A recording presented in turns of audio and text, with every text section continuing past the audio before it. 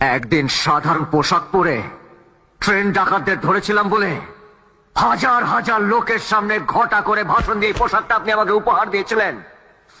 আজ আপনার দেওয়া এই পুলিশের পোশাকটা আপনাকে আমি ফেরত দিলাম। মাস গেলে কয়েক হাজার টাকা ছাড়া এই পোশাকটা আমাকে কি দিয়েছে বলুন?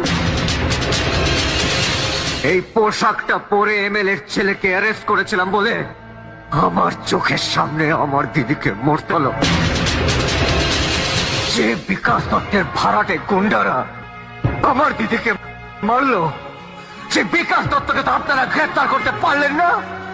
আর সেই বিকাশ দত্তের ভাড়াটে গুন্ডারা উঠতে পড়া পুলিশের নাকে ডগায় চাপ্পা ভর দিচ্ছে। চাপ্পা